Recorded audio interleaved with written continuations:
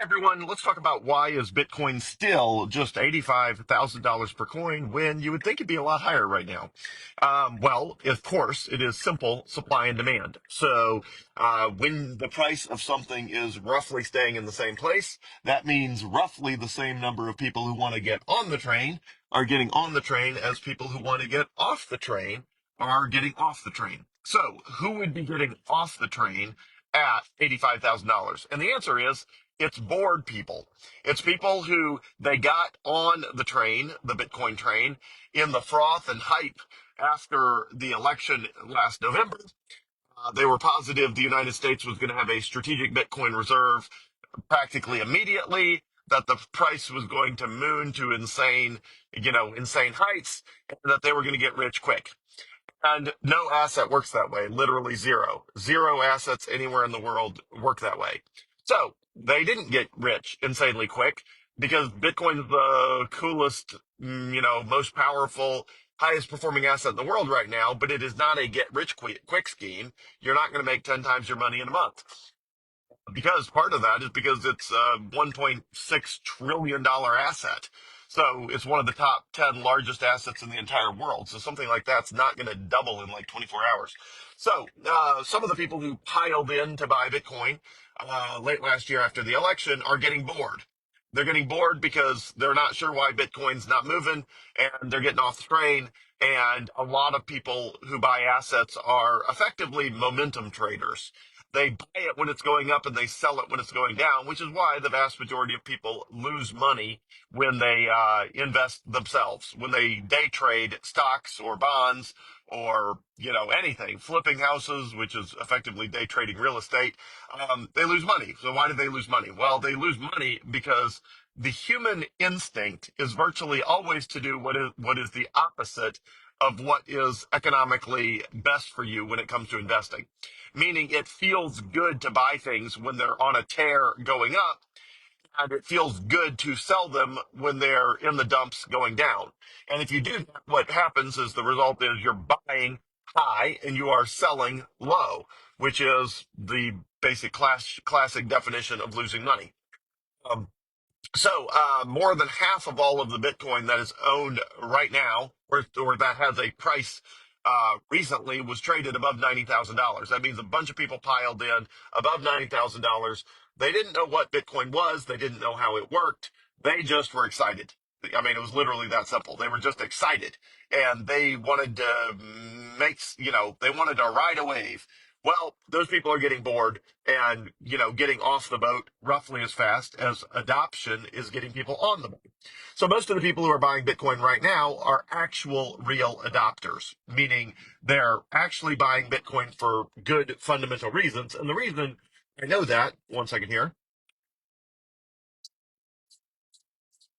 the reason I know that is because people who are only buying because it's exciting and there's momentum are not buying at $85,000 when Bitcoin has been roughly in the same, broad ballpark for multiple months now. So if you're buying right now, it's because you have some level of conviction in Bitcoin. Just like Tesla, if you're buying Tesla stock right now, it's because you have some level of conviction. Now, earlier this week, I bought a tiny amount of Tesla stock with part of the 1% of my assets that is not in Bitcoin. So right now I am more than 99% in Bitcoin and less than 1% in everything else. And I took a tiny amount of that less than 1% that's in everything else, and I bought some Tesla stock. So why did I buy some Tesla stock, even though it's a tiny amount? First, I would never buy Bitcoin. I would never buy anything with money that I could have in Bitcoin. But because I've decided to have a less than 1% reserve fund, it's got to be in something. That less than 1% has to be in something other than Bitcoin, because I've decided I want to be 99% Bitcoin and 1% everything else right now. Anyway, and it was in like random stupid stuff that my financial advisor had it in. And so I logged into the Charles Schwab account and I sold the random stupid stuff it was in, which was like Citigroup and I don't know, it was just like in random companies that I had no conviction on. And I bought a tiny amount of Tesla stock with some of that. So why? Because I bought a Tesla and the car's amazing I have conviction about Tesla from personal experience. And so, and because the stock's way down. So I'm like, okay, all of the people who historically have bought Tesla because it's just rocketing up, those people are selling right now because the stock, in the last series of weeks or months has been, way down compared to its all-time high. So I'm like, okay, if everybody else is panic selling and all the people, the momentum traders are getting out of Tesla, and I have some conviction based on Tesla of actually owning one now. I'm like, well, then, hey, I'll put a little piece of that less than 1%, that's not in Tesla and, hope for the best. Um, Again, it's a tiny amount. It's so small that it, doesn't matter in the grand scheme, but still. Um, anyway, so Bitcoin is the same way. The best time to buy Bitcoin is when people are scared or they're, it's as Jack Mahler said, it's a wear you out, scare you out market. That is where Bitcoin is right now. Wear you out and scare you out. And lots of assets, virtually every high growth asset goes through extended periods of wear you out, scare you out. And in those wear you out, scare you out periods, the people with conviction are the people who are buying more of the asset, and the people without conviction are the people who are selling the asset. The reverse again, well, I should say, in a high growth environment, all sorts of people are buying any asset, even if they have no conviction whatsoever. I mean, people are just buying it because it's going up. Literally, that's what they're doing. They're just buying it because it's going up, which again is not a smart thing. You should not be buying assets because they're going up. You should be buying assets because you have conviction about what they are. So let's recap. Where does my conviction about Bitcoin come from? Well, humans need money so we don't have to barter. And Bitcoin, the criteria of money, there's, between 5 and 8 characteristics, depending on who you ask. It's divisible, durable, sorry, there's some big truck here honking at people. Divisible, durable, portable, authenticatable, verifiable, fungible. Anyway, you can go through the list. There's a long list. Um, Anyway, and the most important is scarce. Bitcoin is now the most scarce asset in the entire world, more scarce than gold, more scarce than anything else. Uh, so anyway, sorry, traffic here. I don't have to worry about it because the car drives itself and it's worried about it myself, but I'm just watching this truck honk at people and cut in line. Anyway, it's like a big 18 wheeler. Um, anyway, so the short take is Bitcoin. Humans are going to use some sort of money, and Bitcoin has better monetary properties than any other asset in the world by far. Like nothing's even close. So if you look at just the fundamentals of humans need a way to store value, transact across borders. I mean, there's a real world use case for Bitcoin. And nothing else meets that need as well as Bitcoin does. And especially in a world that is absolutely drowning in debt, there is a greater and greater need every day for a form of money that the government cannot print out of thin air. And every country is printing money out of thin air right now. And most countries, virtually all of them, are worse than the United States, meaning the US dollar is sort of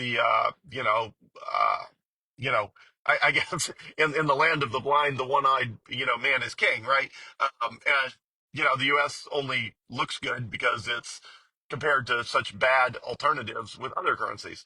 So anyway, I deeply believe humans will always have a need for something to use as money, and whatever has the best monetary properties always eventually wins in that game.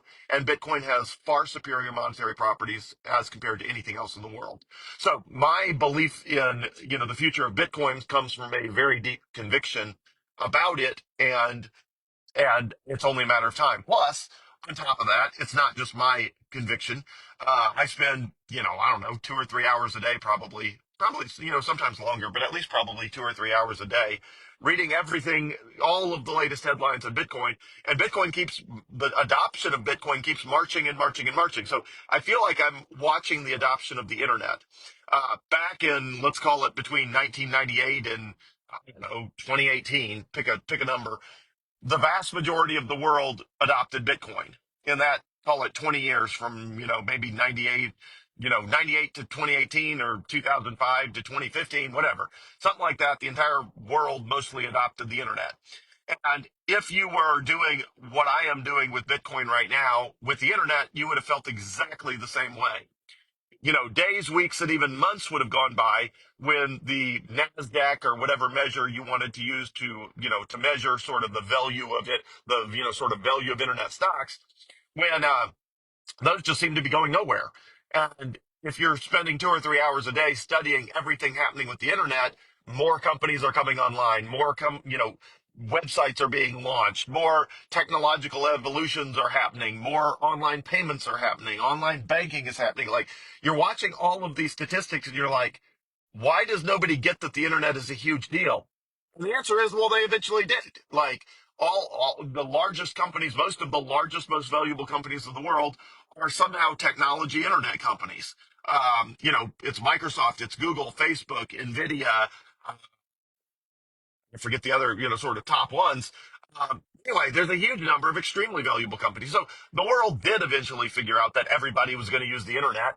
And if you were the person who was, paying very close attention, you would have spent the vast majority of your time frustrated that the NASDAQ or whatever your measure of sort of the value of internet stocks seem to be going sideways or even trending down. And you're watching the mass global adoption of the internet play out, day by day. And that's just a huge percentage of the time just not reflected in the stock prices you're watching. Well, the exact same thing is happening now. Bitcoin's adoption is the strongest it's ever been. More tailwinds are pushing Bitcoin forward than headwinds are holding it back. Just everything about Bitcoin adoption is going in the right direction. And the price seems stuck at $85,000 or 87,000 or 88,000 or 83 or 82,000. Like, we're stuck in the mid 80s here. But again, the same thing happened with the internet, just for months or even years at a time, when adoption continued, but the prices did not reflect it. So what does that mean? Well, it means you buy as much Bitcoin as you can and hold it for as long as conceivably possible. Like, that's what it means. Same simple advice as always, even though this is not legal advice, not tax advice, not accounting advice, not financial advice. This is just my opinion that the best thing you could possibly do is buy as much Bitcoin as you can and hold on to it as long as conceivably possible. And eventually, the worldwide adoption of Bitcoin will be reflected in the price of Bitcoin. It always eventually is. You cannot get adoption without a price increase because everyone buying Bitcoin is buying some of a limited supply of 21 million that will ever exist. So every single step forward with the adoption of Bitcoin will eventually be reflected in its price. It has to be eventually reflected in its price. There's no other way it even could be. So the uh, the price of Bitcoin, or the adoption, will be reflected in the price. In the short term, the price does stupid stuff for stupid reasons because random people are buying and selling for irrational reasons, which happens with every asset. But in the long term, the adoption is reflected in the price. And when the adoption is reflected in the price of Bitcoin will be more than $1 million per coin eventually. May take 5 years to get there, but eventually it will get there. So my recommendation for everybody is do what I do, which is buy as much Bitcoin as you possibly can, hold on to it for as long as conceivably possible, and try to ignore the day-to-day ups and downs. And if the price seems cheap or on sale, or if you're stressed out because the price is low, great. You have an incredible opportunity to buy more Bitcoin. Same thing happened last year. We had 7 months where Bitcoin was trading between $55,000 and $70,000. And everybody in the world had 7 months where they could buy as much Bitcoin as they wanted, and they'd already be up at 85,000 compared to, say, 65,000. That's a great return for like 6 months. So anyway, and then when Bitcoin does it again, it's going to be a great return. Bitcoin was the best performing major asset in the entirety of 2023 and the entirety of 2024 for 2 years in a row. So the people who benefited most from that who were people who bought it when the price was grinding sideways or down, or when people were scared, or when people were bored. And so, anyway, great time to buy Bitcoin. Adoption is stronger than ever. Tailwinds are stronger than ever. Everything is going right in the world of Bitcoin. And eventually that will be reflected in the price of Bitcoin. And the people who got off the boat will be sad they did. And that's just the way it always is. Have a great day, everyone. Thanks.